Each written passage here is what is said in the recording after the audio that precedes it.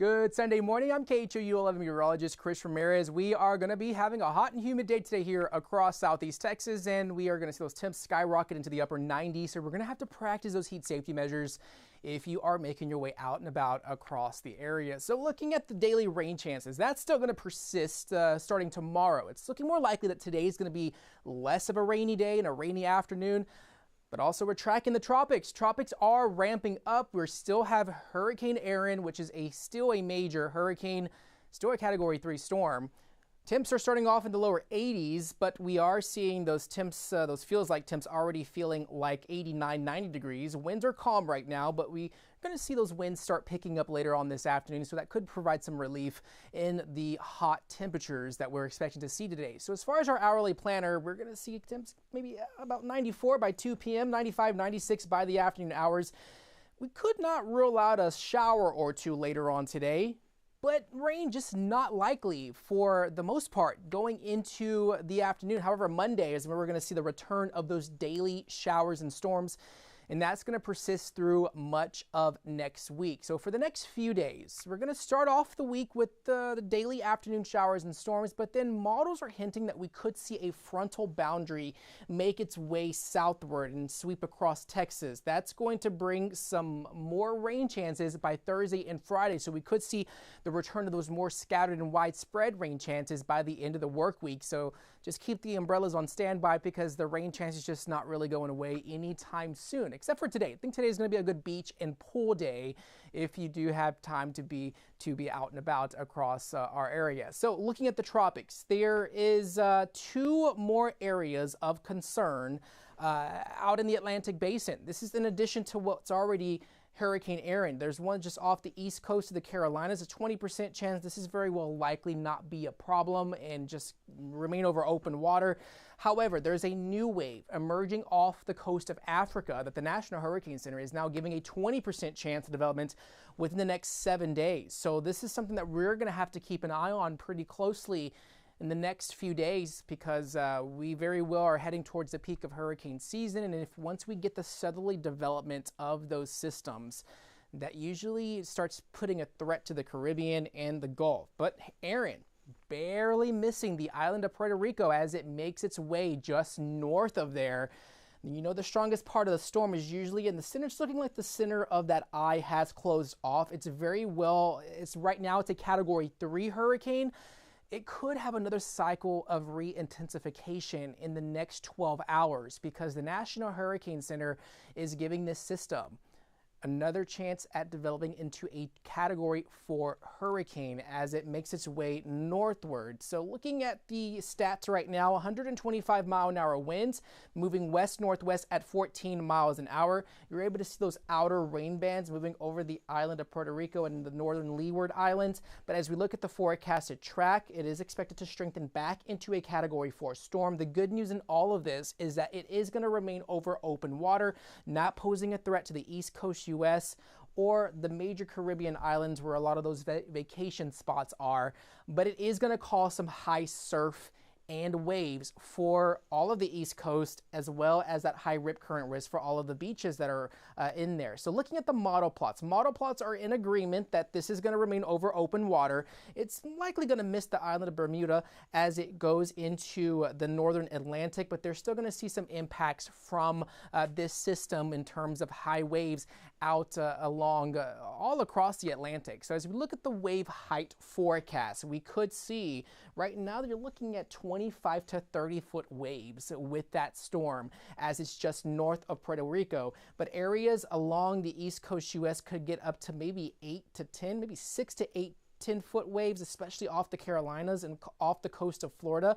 And you're able to see it for anybody that, unfortunately, I'm pretty sure not, but if anybody that's in the closer to the center of the eye wall, they could see up to 30-foot waves with this system as it makes its way in the northern Atlantic as a major hurricane. So something to keep an eye on, especially as a reminder that we are heading closer to the peak of hurricane season.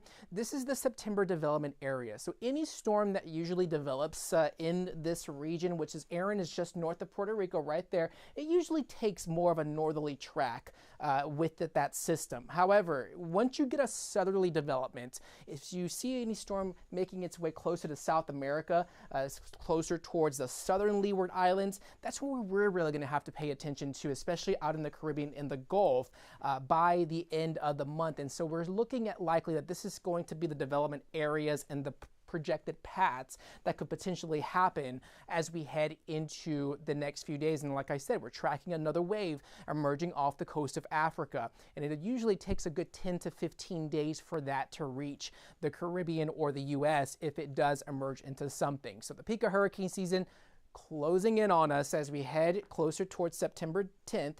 And so we are expecting more development in the tropics, especially the Atlantic basin, as we go into the next few days. As far as your 10-day high temperature trends, highs in the 90s, we could see a bit cooler temperatures, all thanks to that frontal boundary that is going to be making its way southward by the end of the week. That's also going to bring an uptick of that rain chance. So even though you see temps in the low 90s, it's not really going to feel the relief from, we're not going to feel the relief from it because it's still going to be hot and humid. But for the next few days, highs in the 90s for today, mostly isolated for today. But as we go into Monday and Tuesday, we are expecting it to, rain chances to start ramping right back up by the end of the middle of the week. And so we could see more of that rain chance by Wednesday and Thursday of this coming week with those afternoon showers and storms likely in the picture. And so thank you for watching KHOU 11 Plus. This is our extended forecast. And if you're just now tuning in, we're tracking rain chances less likely for today. It's going to be the heat that we're mainly going to be tracking for this afternoon. We're starting off with a beautiful morning here across Southeast Texas. This is looking at the Texas Medical Center, and we're seeing clear skies. Usually around this time during the mornings, we usually start seeing those cumulus clouds forming off in the distance, and those are the ones that are offshore, associated with those offshore showers, and we're not looking at that right now. It's mostly clear, it's quiet out there. We're not even looking at any of those isolated showers that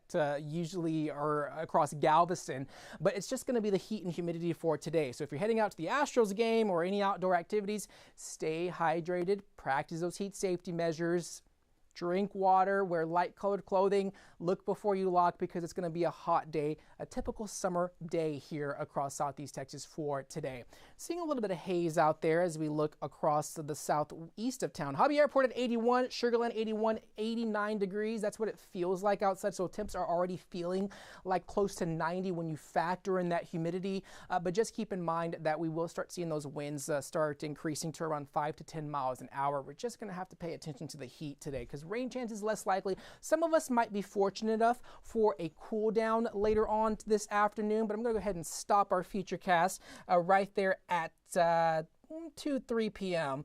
is when we could see maybe a downpour going back to Sunday, going up to like maybe 3 o'clock, isolated shower likely, and then by Monday, we're going to start seeing the potential for more of those showers and storms moving in by, the 3 to 5 p.m. hours. So those afternoon downpours just really not going away starting tomorrow. I think today is going to be our only day that we're going to have a break from those afternoon showers and storms, but of course in trade-off we have the heat and humidity that we're going to have to deal with. So for the next few days, as that high pressure system that's off to the west of us moves closer to the Four Corners region, we're going to start tracking this frontal boundary moving in through North Texas.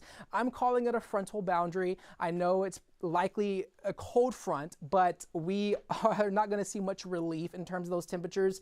Might see that stall actually by the time it makes it closer to Southeast Texas. So keeping that in mind that it's also going to up those rain chances by Thursday and Friday. The tropics is what we're really going to have to keep an eye on in the coming days, especially as we are tracking Hurricane Aaron. We have another wave emerging off the coast of Africa. I'm going to go ahead and zoom in a little bit closer so we can see a better picture of what's happening off the coast of Africa. This is that wave off of Africa, this little section right here.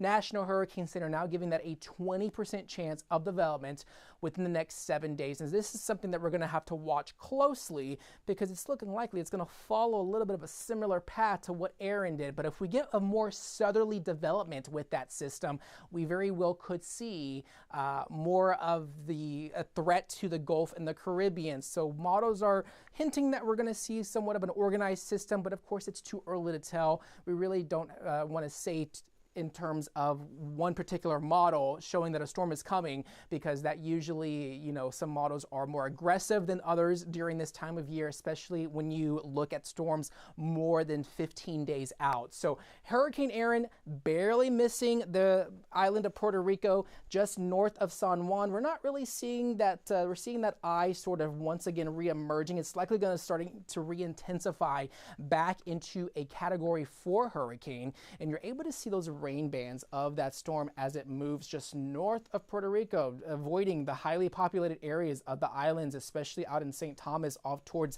the east of there. That is going to continue its track into the open waters of the Atlantic, staying off the east coast U.S., expected to strengthen back into a Category 4 hurricane, and then eventually weakening into a Category 2 as it comes into contact with cooler waters. And models are all in agreement that this is going to remain offshore. So fortunately for all of the populated areas, this is just going to remain a fish storm for the most part as it makes its way off towards the northeast, barely also missing the island of Bermuda. But it's the waves that we're going to have to really keep an eye on for our East Coast friends, as well as the Caribbean, as they could see close to maybe 6 foot to 8 foot waves, as Aaron is likely to be off the coast of the Carolinas and Charleston and even Jacksonville. So expecting those high waves, rough seas out across the East Coast. So if you have any loved ones out in that region across East U.S., just give them a heads up about the high waves, as they're probably already hearing from their newscasters out in their area. But looking at the September development areas, we likely see that northerly track of these storms when we have them develop in the area that Aaron did. But like I said before, we're heading close to the peak of hurricane season, and we're gonna have to really pay attention to that as we head into the coming days. So as far as your 7-day forecast, high temps remaining hot and humid, lows in the 80s, 30% chance of showers and storms by Monday. Tuesday, 40% chance, with those rain chances ramping up by the middle of the week.